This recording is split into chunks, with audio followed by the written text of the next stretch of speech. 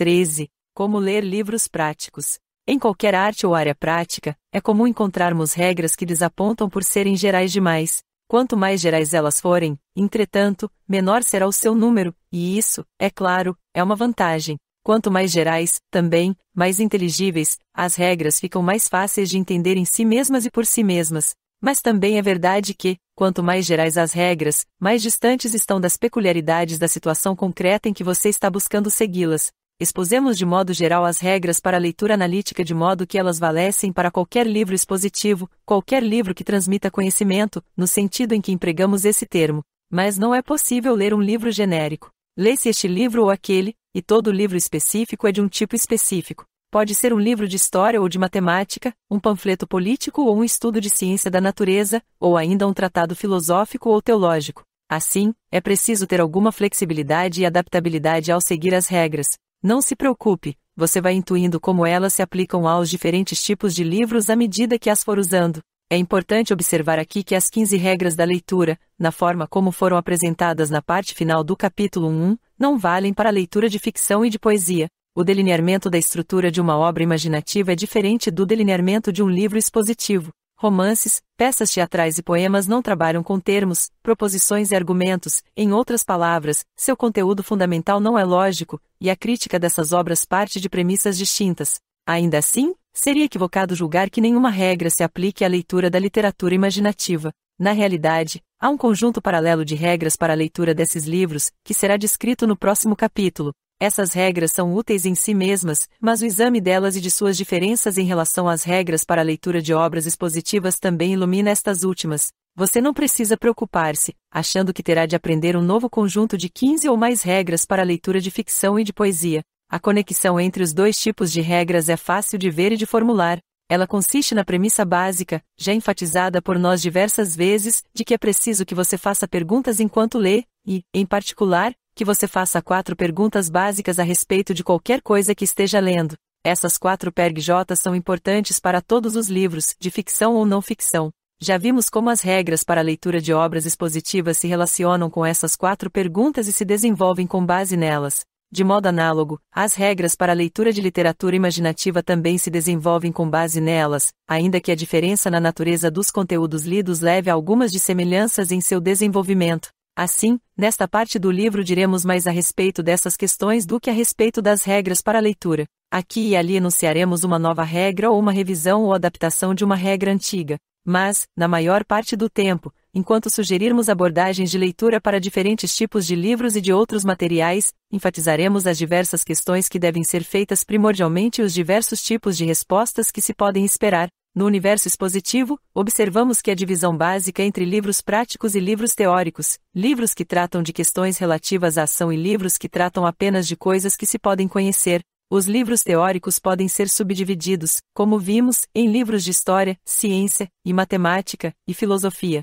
A divisão prática perpassa todos os limites e por isso propomos agora examinar a natureza desses livros em maior detalhe, além de sugerir algumas diretrizes e precauções para a hora da leitura. Os 2 tipos de livros práticos. A coisa mais importante a recordar a respeito de qualquer livro prático é que ele nunca pode resolver os problemas práticos de que trata. Um livro teórico pode resolver seus próprios problemas, mas um problema prático só pode ser resolvido pela própria ação. Quando o problema prático do leitor é ganhar dinheiro, um livro a respeito de como fazer amigos e influenciar pessoas não pode resolver esse problema, ainda que possa sugerir coisas a fazer. Apenas a ação resolve o problema. O problema só pode ser resolvido quando se passa a ganhar dinheiro. Considere, por exemplo, este livro. É um livro prático. Se seu interesse nele é prático, pode ser teórico, claro, você quer resolver o problema de aprender a ler. Você não vai acreditar que esse problema esteja resolvido enquanto não tiver aprendido. O livro não pode resolver o problema por você, só pode ajudar. Você precisa efetivamente realizar a atividade de ler, não só este livro, mas muitos outros. É isso que se quer dizer quando se diz que somente a ação resolve problemas práticos, e a ação só acontece no mundo, não nos livros. Toda ação acontece numa situação específica, sempre no aqui e agora e em um conjunto particular de circunstâncias. A ação em geral não é possível. O julgamento prático que imediatamente precede a ação tem de ser altamente específico. Ele pode ser expresso em palavras, mas isso raramente acontece. Ele quase nunca aparece nos livros, porque o autor de um livro prático não tem como imaginar as situações práticas concretas em que seus leitores terão de agir. Por mais que ele tente ajudar, não tem como oferecer conselhos práticos concretos. Apenas outra pessoa exatamente na mesma situação poderia fazer isso. Os livros práticos podem, porém, apresentar regras mais ou menos gerais que valem para muitas situações particulares de tipo semelhante. Quem quer que tente usar esses livros tem de aplicar as regras aos casos particulares e, portanto, tem de usar seu julgamento prático ao fazê-lo. Em outras palavras, o próprio leitor tem de acrescentar algo ao livro para que ele seja aplicável na prática. Tem de acrescentar seu conhecimento da situação específica e seu julgamento de como aplicar a regra àquele caso. Qualquer livro que contenha regras, prescrições, máximas ou qualquer espécie de orientação geral, será imediatamente reconhecido como livro prático. Mas um livro prático pode conter mais do que regras. Ele pode tentar apresentar os princípios em que as regras se baseiam, a fim de que elas se tornem mais inteligíveis. Por exemplo, neste livro prático sobre leitura buscamos em diversos momentos explicar as regras fazendo breves exposições de princípios gramaticais, retóricos e lógicos. Os princípios em que as regras se baseiam costumam ser científicos, isto é, são itens de conhecimento teórico, considerados em conjunto, formam uma teoria. Daí falarmos na teoria da construção de pontes ou na teoria do jogo de bridge, reunimos os princípios teóricos que fazem das regras da boa conduta aquilo que elas são. Os livros práticos pertencem, portanto, a dois grandes grupos. Alguns, como este, ou como um livro de receitas, ou o manual de um automóvel, são fundamentalmente apresentações de regras. Poucos são os grandes livros dessa espécie. O outro tipo de livro prático trata fundamentalmente de princípios que geram regras. A maior parte dos grandes livros de economia, política e moral são dessa espécie. Essa distinção não é nítida nem absoluta. Tanto princípios quanto regras podem aparecer no mesmo livro, a questão está na ênfase dada a um ou ao outro. Não há dificuldade em dividir livros entre essas duas categorias. Sempre se reconhecerá que o livro de regras para qualquer área é prático. O livro de princípios práticos pode até, à primeira vista, parecer um livro teórico.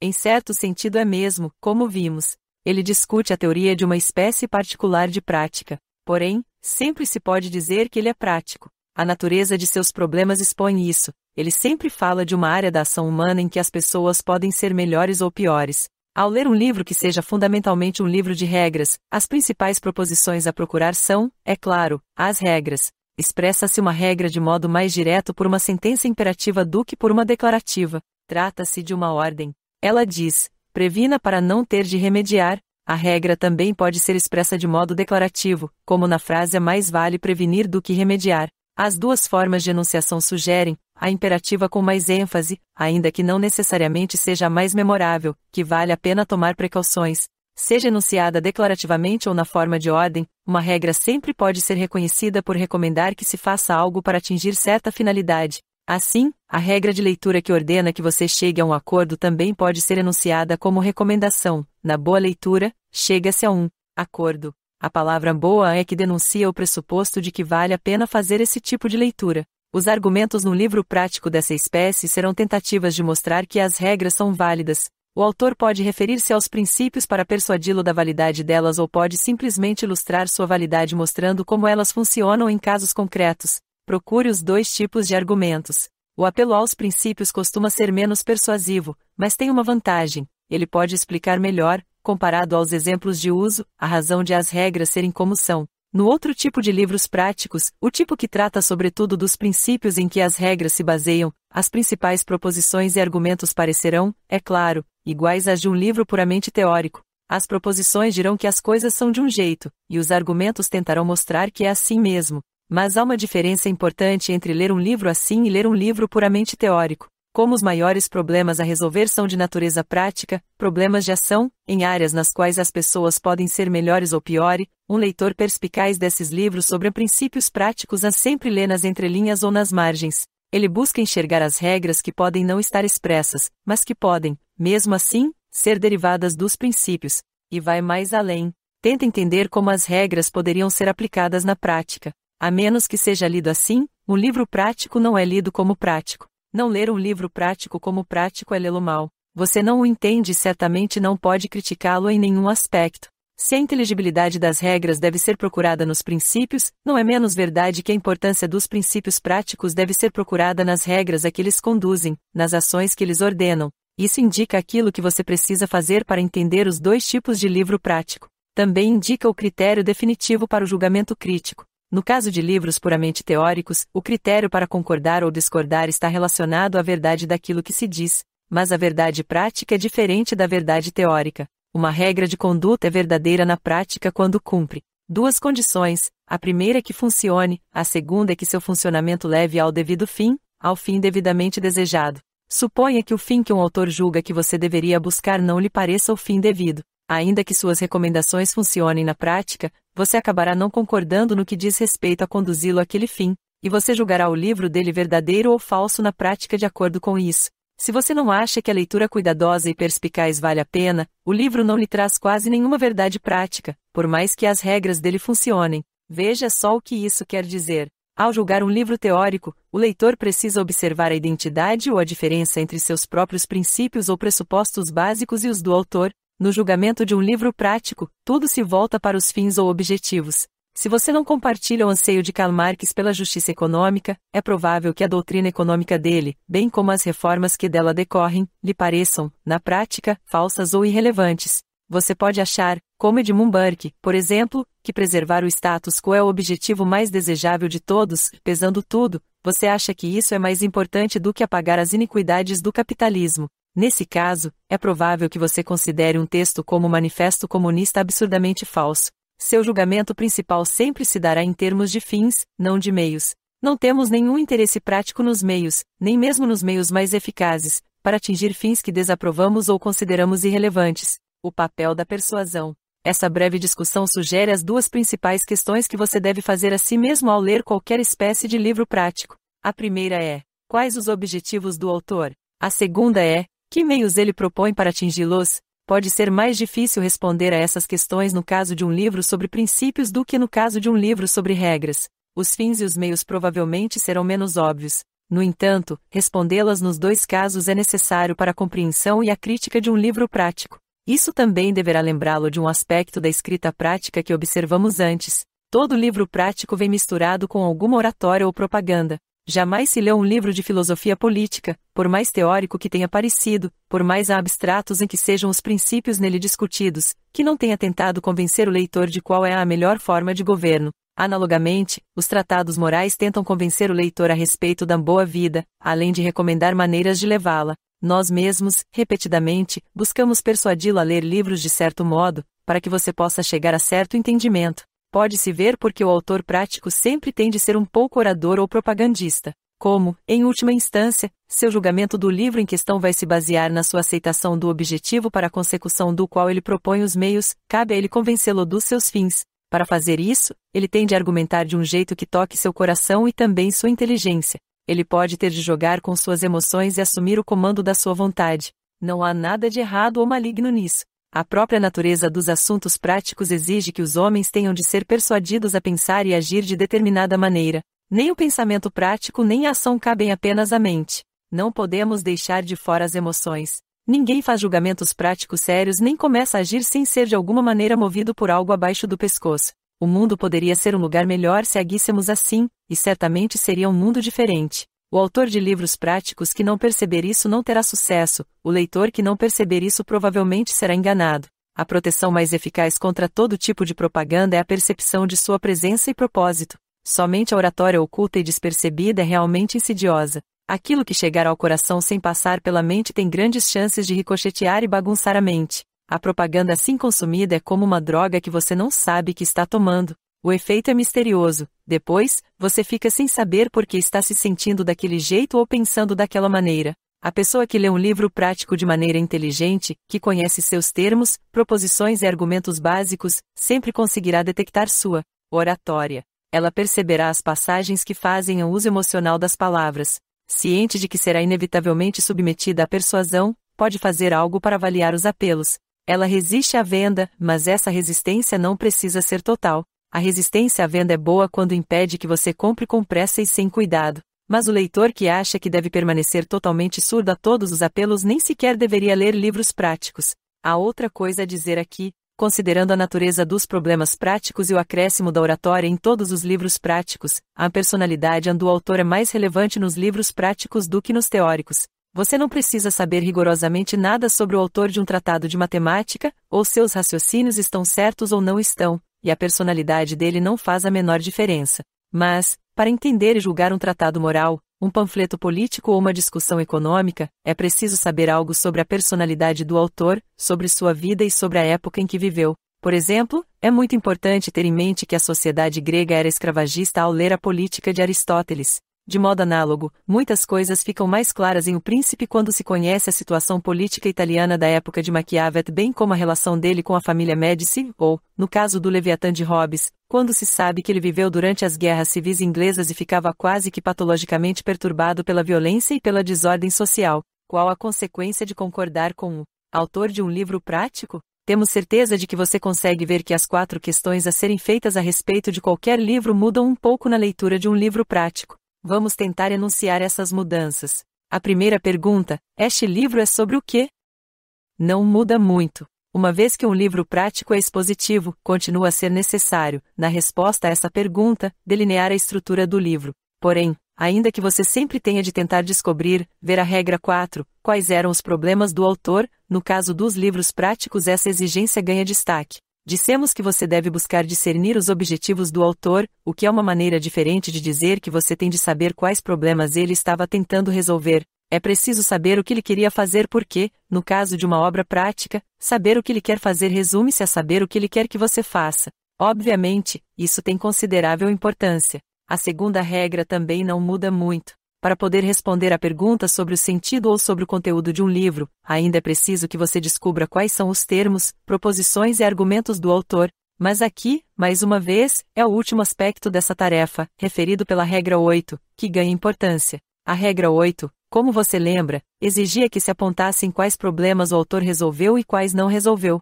A adaptação dessa regra que se aplica ao caso dos livros práticos já foi enunciada. É preciso que você descubra e compreenda os meios recomendados pelo autor para realizar aquilo que ele propõe. Em outras palavras, se a regra 4, adaptada para os livros práticos, é descubra aquilo que o autor quer que você faça, então a regra 8, analogamente adaptada, é descubra como ele propõe que você faça aquilo. A terceira pergunta, o que o livro diz é verdade?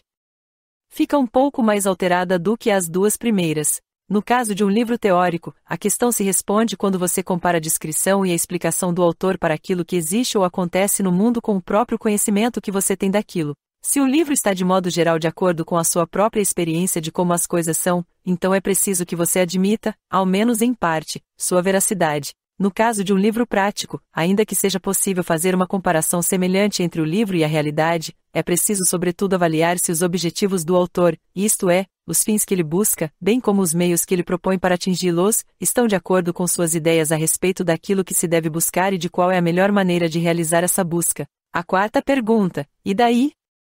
É a que mais muda. Se, após ler um livro teórico, sua visão do assunto de que ele trata foi mais ou menos alterada, então você é obrigado a fazer alguns ajustes na sua visão geral das coisas. Se não for preciso fazer nenhum ajuste, então você não terá aprendido muito, se é que aprendeu algo, com o livro.